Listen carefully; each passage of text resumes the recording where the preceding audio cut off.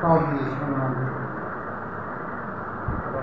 మహాకరుణ పొందిన మా దేవ, ప్రేమగల తండ్రి, మీ కుమారుడైన యేసుక్రీస్తు పరిశుద్ధనామమును బట్టి మీకు వెళ్ళలేని కృతజ్ఞతాస్తుతులు చెల్లించుకుంటున్నాను. कारण देवा ఎంతవరకు మమ్మల్ని అందరినీ దైవ వ్యవస్థ భద్రపరిచి 2025 సంవత్సరంలో 6 నెలలు 23వ తేదీ స్వత సందేశపోవడానికి మేమందరం కూడా రావడానికి మీ కుటుంబ వందనాలు తెలియజేస్తున్నా. ఇక దీని వారోత్సవాన్ని బట్టి మీకు వందనాలు తెలియజేస్తున్నా. మా తండ్రి మీకు ఆశలు ఏర్పాటు చేసినటువంటి సందేశపోవటాలు 3 దినాలు నామానికి మహిమార్థంగా జరిగించడానికి సహాయం చేయకుంటుంటండి. ఇంతవరకు పాటల ద్వారా లేకుండా మా తండ్రి మరి మీ నామాన్ని ప్రకటించడానికి ఇచ్చిన సమయాన్ని ఉంటున్నారు. అలాగే మరి వర్తమానం అందించడానికి మీకు ఆశగా ఏర్పడుతుండగా వారికి మంచి జ్ఞానాన్ని స్థితి దయచేసి మా తండ్రి వారి ఏ వర్తమానం అందించాలో వాటిని మీ ఆత్మ ద్వారా సహాయం చేయకుంటుంటండి. అలాగే ఇచ్చిన మేమన్నీ కూడా అర్థం చేసుకొని తద్వారా ఆత్మీయమైన పొందడానికి సాధ్యం అనుకుంటున్నాం. ఈ 3 దినాలు పడాలు ఈ నామానికి మహిమార్థంగా రచించడానికి సాధ్యమని మా రక్షణ యేసుక్రీస్తు పరిశుద్ధనామమును బట్టి స్తోత్రాలు చెల్లించి ప్రార్థించి వేడుకుంటున్నాము తండ్రి.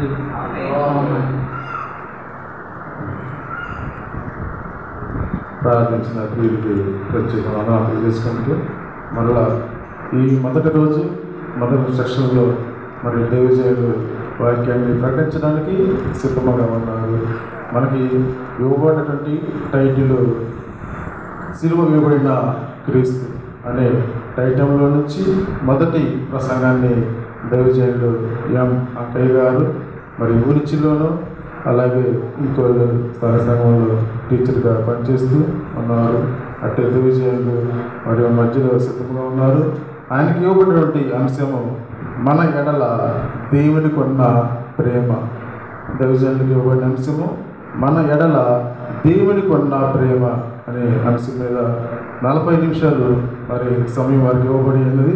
అటు 40 నిమిషాలు అటు తగ్గకుండా అలా పెరగకుండా ఖచ్చితంగా సమయానికి మరి ప్రసంగాన్ని ముగించాలని ప్రారంభించి ముగించాలని ప్రేమతో వారిని ఆహ్వానిస్తూ సమయం వారికి అప్పగిస్తూ ఉన్నాము.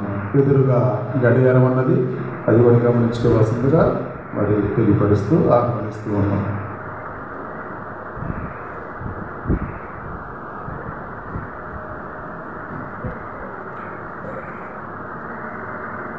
ఉదయకాల సమయంలో దైవజనులకు స్థానిక సంఘాలకి పిలిచి క్రీస్తు సంఘం తరపున ప్రభునాలు వందనాలు తెలియజేస్తూ ఉన్నాం.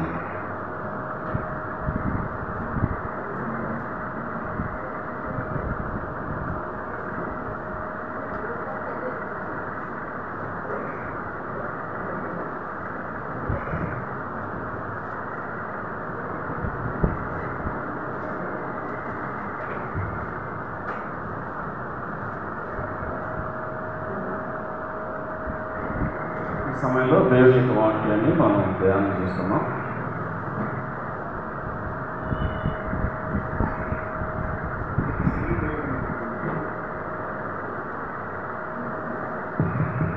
సిలువ వేయబడినటువంటి క్రీస్తు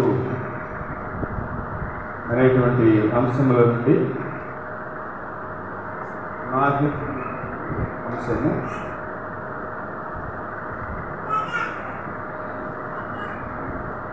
మన ఎడల దేవునికి ఉన్న ప్రేమ. ఈ సమయంలో మన ఎడల దేవునికి ఉన్న ప్రేమ, దేవుడికి మన మీద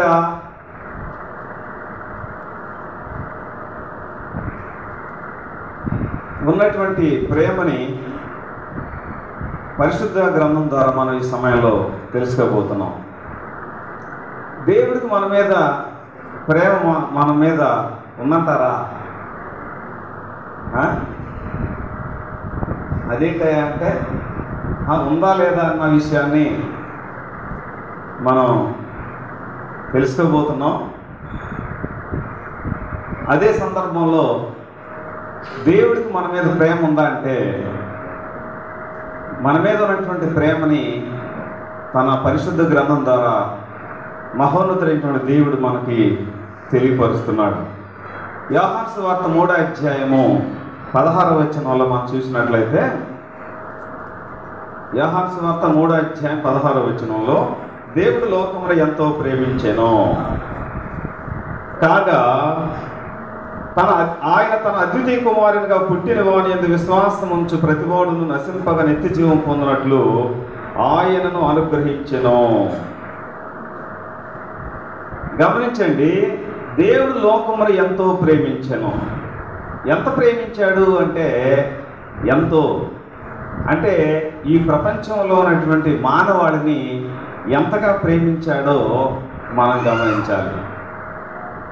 ప్రేమ అనేటువంటి దాన్ని మనం గమనిస్తే, ప్రేమ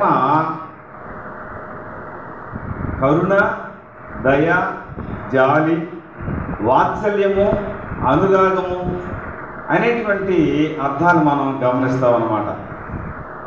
కాబట్టి ప్రియులారా, గమనించినట్లయితే మన ఎడల దేవునికి ఉన్నటువంటి ప్రేమ గురించి మనం గమనించినట్లయితే, ఈ ప్రేమ మానవాళి పట్ల ఎప్పటి నుంచి ఉన్నది అంటే, జగత్తు పునాది వేయబడక ముందే. అంటే ఈ ప్రపంచమే నిర్మాణం చేయక ముందుగానే, జగత్తు పునాది వేయబడక ముందే మన ఎడల దేవుని యొక్క ప్రేమ ఉన్నది. అనగా దేవుని యొక్క ప్రేమ నిత్యత్వంలోనే ఉన్నదన్న విషయాన్ని మనం గమనించాలి. అపోస్తుడైనటువంటి పౌలు ఎఫెసీయులకు రాసిన పత్రిక 1వ అధ్యాయము 3వ వచనం నుండి 6వ వచనం వరకు మనం చూసినట్లయితే, మన ప్రభుని యేసుక్రీస్తు యొక్క తండ్రికి దేవుడు స్తుతింపబడునుగాక. ఆయన క్రీస్తునందు పరలోక విషయంలో ఆత్మ సంబంధమైన ప్రతి ఆశీర్వాదమును మనకు అనుగ్రహించెను. ఎట్లనగా తన ప్రియునియందు తాను ఉచితముగా మనకు అనుగ్రహించిన తన కృపా మహిమకు కీర్తి కలిగినట్లు తన చిత్త ప్రకారమైన దయా సంకల్పం చొప్పున యేసుక్రీస్తు ద్వారా తనకు కుమారులను స్వీకరించుటకై మనల్ని ముందుగా తన కోసం నిర్ణయించుకొని, మనము తన ఎదుట పరిశుద్ధులమును నిర్దోషులమై ఉండవలని జగత్తు పునాది వేయబడక మునిపే. ఎప్పటి నుంచట? జగత్తు పునాది వేయబడక ముందే ప్రేమ చేత ఆయన క్రీస్తులో మనల్ని ఏర్పరచుకొనెను. చూడండి, పౌలు రాసినటువంటి ఈ పత్రిక కొన్ని సంవత్సరాలైనా కూడా దేవుని ప్రణాళిక మన ఎడల ఎప్పటి నుంచి ఉన్నది అంటే, జగత్తు పునాది వేయబడక ముందే ప్రేమ చేత క్రీస్తులో మనల్ని ఏర్పరచుకున్నాడు అన్న విషయాన్ని అపోస్తలుడైన పౌలు ద్వారా మనకు తెలియజేస్తున్నాడు. అలాగే రోమీకి రాసినటువంటి పత్రిక అపోస్తలుడైన పౌలు రోమా పత్రిక 8వ అధ్యాయము 29-30 వచనాలు మనం చూసినట్లయితే, ఎందుకనగా తన కుమారుడు అనేక సహోదరులలో జ్యేష్ఠుడుగునట్లు దేవుడు ఎవరిని ముందు ఎరిగినో వారు తన కుమారునితో సారూప్యం గలవారుటకు వారిని ముందుగా నిర్ణయించెను. గమనించండి, దేవుడు తన కుమారుడైన యేసుక్రీస్తు అనేక మంది సహోదరులు, దేవుడు ఎవరిని ఎరిగాడో వారందరూ కూడా తన కుమారునికి స్వారూప్యంలో ఉండాలి అని వారిని ముందుగా నిర్ణయించాడని తెలియజేయబడింది. ఇందులో మనకేం కనపడుతుంది? ఇందులో దేవుని యొక్క ప్రేమ కనపడుతుంది. అంతేకాదు, ఆయన ఎవరిని ముందుగా నిర్ణయించాడో వారిని పిలిచాడు. అలాగే పిలిచినటువంటి వారిని నీతిమంతులుగా చేశాడు. నీతిమంతులుగా తీర్చినటువంటి వారిని మహిమపరిచెను. పిలిచాడు, నీతిమంతులుగా చేస్తున్నాడు, అలాగే వారిని మహిమపరుస్తున్నాడు. ఇది భవిష్యత్తులో జరగబోయేటువంటి కార్యం అన్నమాట. అంటే దీంట్లో మనకేం కనపడుతుందంటే, మన ఎడల దేవునికి ఉన్నటువంటి ప్రేమను మనం చూస్తున్నాం అన్నమాట. అలాగే గమనించినట్లయితే మన ఎడల దేవునికి ఉన్నటువంటి ప్రేమ ఎప్పటి నుంచి ఉన్నది అంటే, ఆది నుండి ఉన్నదన్న విషయాన్ని గమనించాలి. మొదటగా మనము నిత్యత్వంలోనే ఉన్నది అని, రెండవదిగా మనం చూసినట్లయితే దేవుని ప్రేమ ఆదిలోనే మన ఎడల ఉన్నదన్న విషయాన్ని మనం గమనిస్తాం. అంటే ఇక్కడ ఆదికాండం 3:15 మనం గమనించినట్లయితే ఆదికాండము 3:15 దయచేసి ఎవరైనా సహాయం చేయగలిగిపోతున్నాను.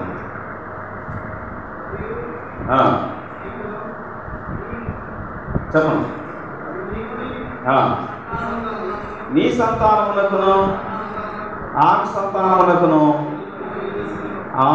వైరము కలుగు చేసేదను. ఎవరికి? ఆయన ఇక్కడ గమనించినట్లయితే నీ సంతానమునకు ఆమె సంతానమునకు అనగా స్త్రీ సంతానాన్ని, ప్రభుని యేసుక్రీస్తు స్త్రీ సంతానం అన్న విషయాన్ని గమనించారు.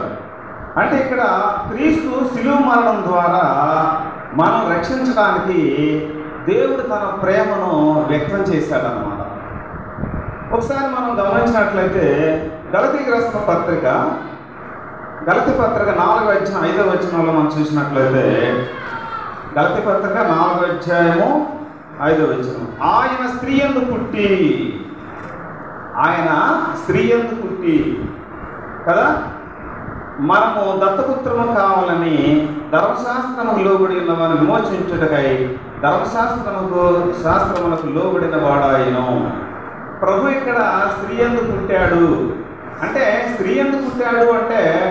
ఇక్కడ మహోన్నతమైనటువంటి దేవుడు ఆయన ప్రేమను ఆదిలోనే మనం గమనిస్తున్నాం అన్నమాట. స్త్రీ సంతానమునకు ఆమె సంతానానికి వైరం కలుగు చేస్తానని మహోన్నతుడు తెలియజేస్తున్నాడు. రోమీయులకు రాసిన పత్రిక 16:20 చదువుతున్నాం. రోమపత్రిక 16:20 సమాధానకర్తైన దేవుడు సాతానును మీ కాళ్ళ కింద శీఘ్రముగా చితగొట్టించును. సమాధానకర్త అయినటువంటి దేవుడు సాతానును మీ కాళ్ళ కింద శీఘ్రముగా త్వరగా చితక తొక్కించునని పౌలు పత్రికలో తెలియజేస్తున్నాడు. అలాగే హెబ్రీయులకు రాసిన పత్రిక 2:14 గమనించండి. కాబట్టి ఆ పిల్లలు రక్తమాంసములు గల వారైనందున ఆ ప్రకారమే మరణం యొక్క బలము గల వారిని అనగా అపవాదిని మరణం ద్వారా నశింపజేయుటకును జీవితకాలమంతయు మరణ భయం చేత దాస్యమునకు లోబడిన వారిని విడిపించుటకును ఆయన కూడా రక్తమాంసములలో పాలువాడాయను. ప్రభు ఇక్కడ రక్తమాంసాల పాలుభాగస్తుడయ్యాడు. ఆయన స్త్రీ యందు పుట్టి రక్తమాంసాల పాలుభాగస్తుడయ్యాడన్న విషయాన్ని హెబ్రీ గ్రంథకర్త మనకి ఇక్కడ తెలియజేస్తున్నాడు. అలాగే దేవుడు మనెడల చూపినటువంటి ప్రేమను యెషయా గ్రంథం 53:6 మనం చూసినట్లయితే, యెషయా గ్రంథం 53:6 మనం చూసినట్లయితే, మనమందరము గొర్రెల వలె త్రోవ తప్పిపోతుమి,